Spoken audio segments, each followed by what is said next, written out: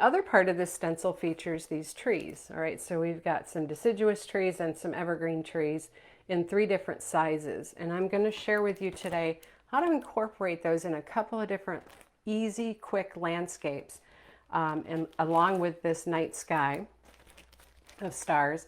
You're going to get a couple of different looks at these, and what I want to show you is why I call them background stencils. Okay, we as one-stroke painters can paint trees. That's not the problem, I don't think. It's the problem is having them look nicely shaped. Okay, so I'm going to show you how I use these stencils to get a shape, and then you can either use them as they are that way in the background as a shape, or you can embellish them to create the tree that you've always wanted to paint and struggled to do. Okay, so let's get overhead and I'm going to show you what I'm talking about here. So this is a simple night sky, and I'm going to show you over here how we do the trees to get these, but I want you to see, all right, that I got the shape of the tree. Okay, can you see the shape? Very simple shape, but people struggle. And the thing that we struggle most with, I feel, is leaving air in between some of those branches so that they don't look so solid. Okay, having some of that background color show through. All right, and then the other thing is, yes, we can do the sputtering or whatever, that we fly specking that we do to get these stars. But some people even struggle with that, getting it in the right consistency. And I thought this was just kind of a fun little background to pull this all together as a pretty, and they don't, you know, star shapes, they definitely are not star shaped, but it does give you the ability to then pull out the little flares or glares that come out from those stars, okay? And it gives you a really nice pattern on the background very quickly without having the heavy paint spattered all over the place. So. Ask Julie Motley about my pathetic trees on the cabin. We all have those moments, Miss Diane. Okay, so I'm going to show you how to do that. And then the other thing that I want to share with you is I did a very quick daytime. This was a nighttime. This is a daytime with fall trees.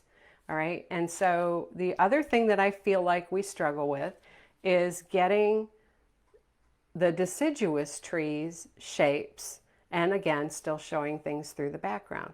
So you could use this for both of those methods for either of these trees. Now this could be an evergreen. This is the same shape, it's just smaller.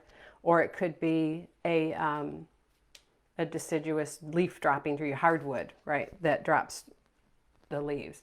And so I'm going to show you how to get both of those very, very quickly with a sponge. Okay, you guys ready? Okay, so I'm looking around for my stuff here. All right, so let's put out some colors here. I want for my trees a couple of different colors. So I'm going to put out some sap green. And I'm going to keep these apart quite a bit because I'm going to use my sponge to put the color on. A little bit of brown. And we're going to have, so the underpaintings for the fall trees, I'm using the darker colors. So we've got some Pueblo. And we're going to combine some red with brown to get a darker brown. You could use a berry wine, but I didn't want to go in a berry direction with that. And then we have yellows. So I've got yellow ochre for the darker yellow. All right. And then I've got the daffodil yellow for the brighter yellow. And you'll see what I mean in just a moment. And then to finish that out, a little bit of white going around. There we go. So we got our pinwheel of color here. Okay, I want those to stand up. All right, so flatten these out. So we've got things we can pull from. And remember with stenciling, you don't want to use a ton of paint, right? With stenciling, you want to use very little paint, and you want to have it worked into your sponge or very little paint on your stencil brush, okay? I like these. I like to use just regular sponge for these, but if you prefer a stencil brush or even a scruffy, very lightly loaded, right? This is what a stencil brush looks like, okay? Any way you do it, when you load it, you want to take off paint once you put it on. Okay, so that's really important. So let me demonstrate what I'm talking about here. I've got a paper towel over here. And let's work on our night sky first. Boop, boop, boop. Okay. So I'm going to show you real quick how I got the yellows in there to begin with. And I'm going to do that because I already got it on the background here. I'm going to show you how I did it on a piece of paper. Okay. So I'm going to take my sponge, and it is not dampened at all. All right. We don't use any water when we're stenciling. And so I'm going to come and pick up some daffodil yellow, just a tiny bit, and I'm going to push and work that into my sponge. See that? And then I'm going to get a little bit of white and work that into my sponge. Now, if I was on this blue background like I had here, I would use more white, but since I'm on paper, I just want you to see, because I do have my black paper here. Let me just knock everything on the floor first. Okay. All right, so let's come down just a little closer and you can see. All right, so you're going to take this little bit of paint that's in this sponge, and you're going to hold your stencil down, and you're going to push lightly and make circles going across the stencil, and you're looking to see if it's going into the openings, and making sure you're holding that stencil. See, I got a little too much there. It's going to make a mess. Not a mess, but it's going to leave lines. Okay, so now if I come and lift that up, then you can see I've got a real pretty background, and it went on very quickly. And the faraway stars are light and faint, and the closer stars are darker and brighter and lighter.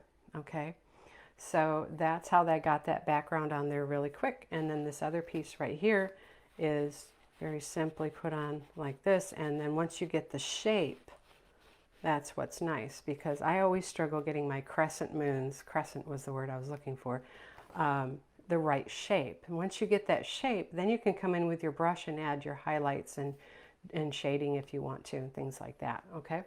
So that's how that background worked.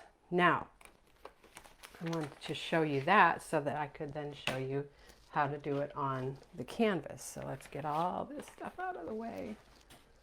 6011 folders here. Okay, so that's how that sky went on, and that again is this background. This is called Moons, Stars, and Snowflakes, and that's available now. All right, so now what we want to do is we're going to start layering our trees. Okay, so we've got tall trees in the background, and then I put shorter trees in the foreground, and then I came in and pounced in some trees of my, or shrubs of my own. So this is how we take and build using the stencil and then adding our one-stroke painting. Okay, so this is just an evergreen tree, and I'm just going to show you with one tree how I did this. I'm going to wipe off this yellow. Okay, and I'm going to come over here and pick up sap green to start. Okay, and I want to work that into my brush or my sponge, and then I want to come over here to my paper towel and tap off any heavy paint that's sitting on the edge, because I want it kind of faint when I add this on here. Okay, so I'm going to line this up, and I'm going to have my trunk come, my trunk come right off the bottom of my canvas. The bottom of my canvas is right there. All right, so this has got to be fairly flat, and then I'm going to pounce with my sponge because this has some small edges and I don't want to pull those up. Okay, so I'm pouncing with my sponge. You can use a spouncer, you can use a stencil brush, or whatever you like. All right, and very quickly I get this on, just like that. And then when I lift it away, I've got this really nice tree outline. It's an evergreen tree in this case. All right, and it's very nicely laid out for me so that I can get those sky holes showing and you still can keep the shape. Now, the next thing I do is I come in with my brush, all right? So I'm gonna grab a 12 flat here and I'm gonna load, this is a night sky, so we don't wanna make these trees really bright, but I am gonna come in with my sap green and I'm gonna come side load some yellow onto that green edge. So it's all green, and then I side load some yellow, and I work it in really good so it's not super bright. Okay, and then you're going to come in with this brush now that you have this nice shape. Okay, and this is just an 8 by 10 canvas that I had. All right, and you're going to pull down some strokes right over the top of this outline, and I actually will stay slightly inside of the outline so that I have some of it still showing.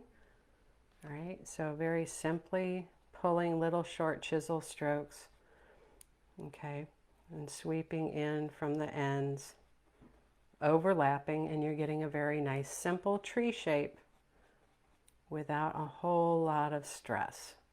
So I hope that inspires you and you'll consider this stencil if you weren't quite sure what to do with it before. Now you know.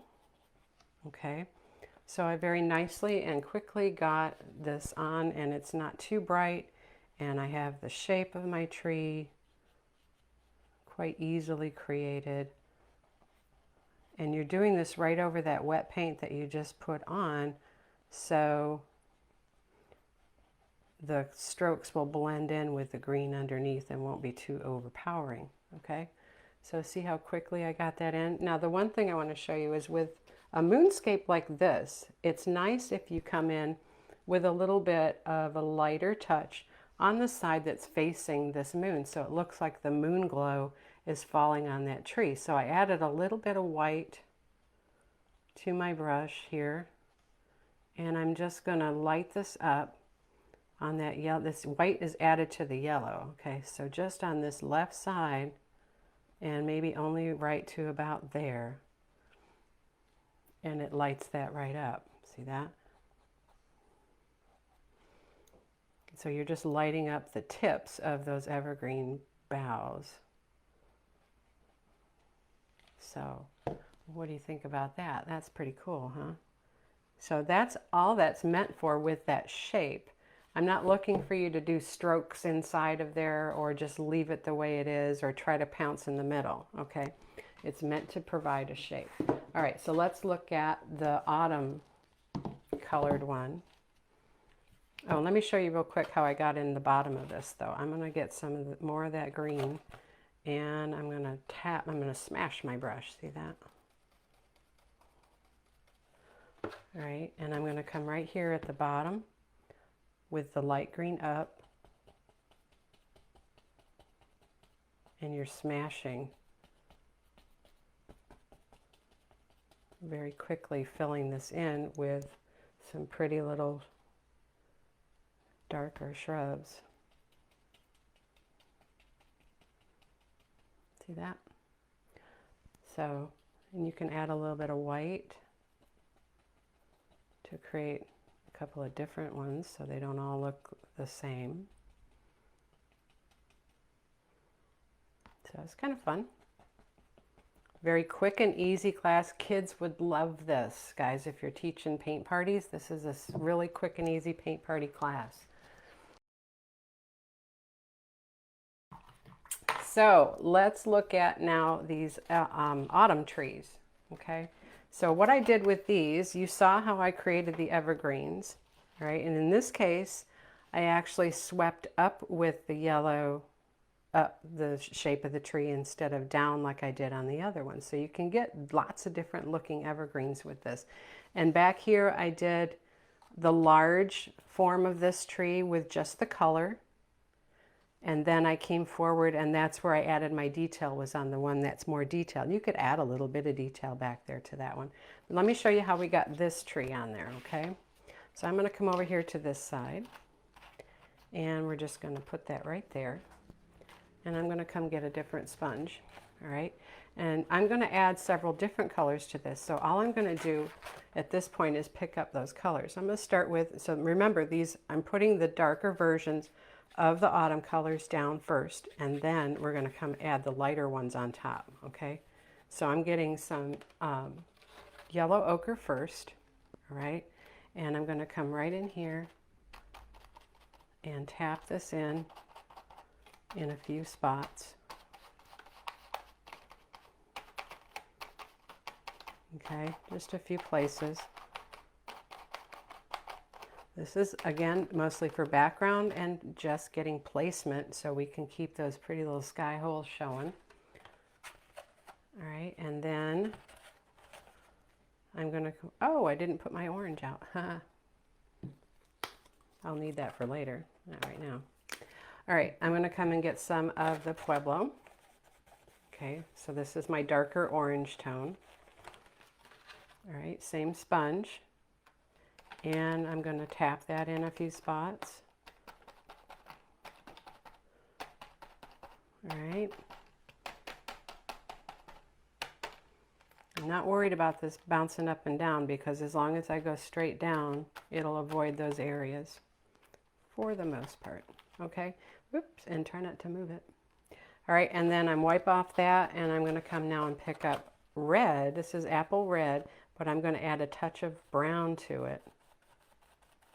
Right, to darken the red. You can do it with brown or you can add green to the red and that'll get you brown. Okay, and now this red I'm using the most sparingly. Red trees are the least common in the fall. Did you know that? Okay, all right, so I've got my tree all filled in, and now what I want to do is I'm going to come and get my brown and I'm going to finish it with the trunk. That's another thing I see quite commonly with our newbies is, and some of our seasoned painters, is getting the trunk that isn't the wrong size for the tree we're trying to create. Okay, so once we get all that in and we lift that stencil away, we've got this beautiful multicolored background of a tree. And I'm going to go ahead and put these sponges in water so I can clean them later. And so now it's very easy to take a small brush, and I don't have my small brush out, so I'll use my 12, that's fine. I would recommend an 8 or a 10, but I've got a 12 and I can work with that. Okay, so we're going to start with daffodil yellow first, and I'm just picking up color on the corner of my brush, and I'm going to come right up here and very lightly slap that corner, and I can go outside the lines, but what's nice is I've got reference now. I know where my sky is peeping through, and I can be careful not to completely cover that up if I want to. Or I can come across it in a few spots like that. Okay, so you're going to come in here and add little bits of yellow, and you decide what your tree has. If it's got all different colors or if it's mostly yellows or mostly oranges. There's lots of different types of trees as they change in that season. Okay, but you're just working down the tree.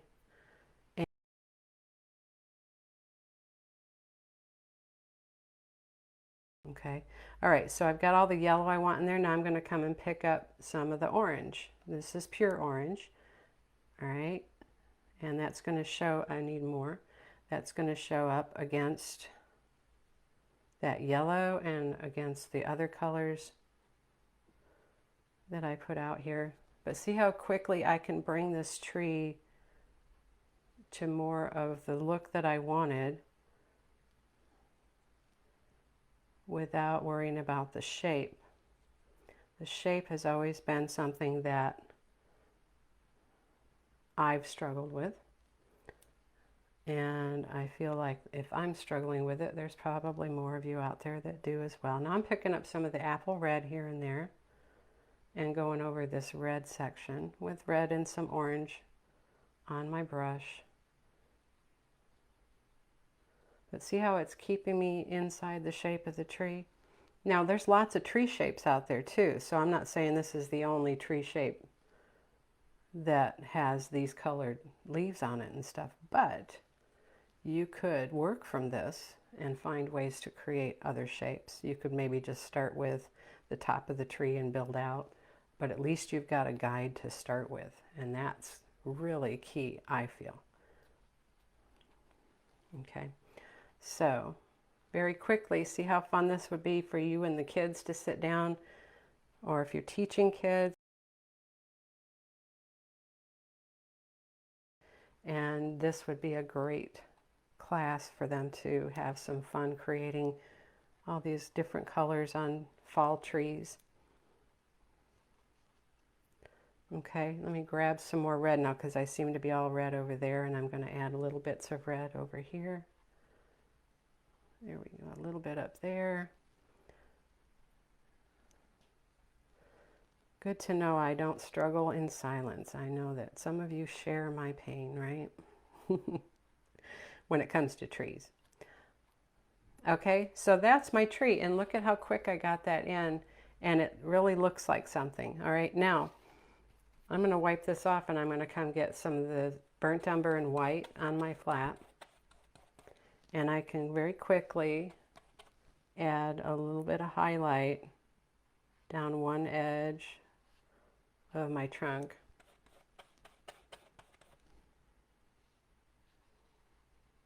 If I want to. And I can even increase my root footprint.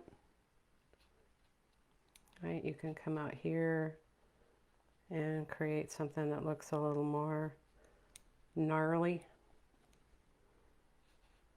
But you've got that structure to start with in placement and everything, so it's quick and easy, and we like quick and easy.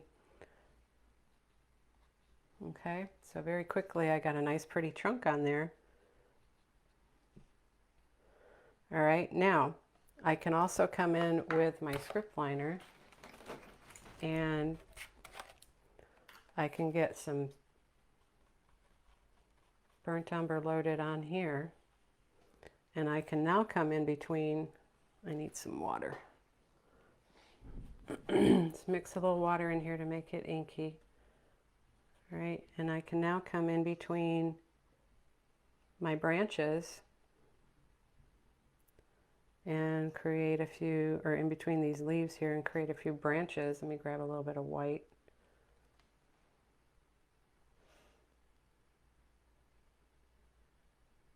And pull a few branches here and there. Brings it a little more into our one-stroke realm now.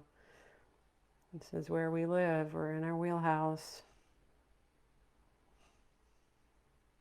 Okay. How pretty is that?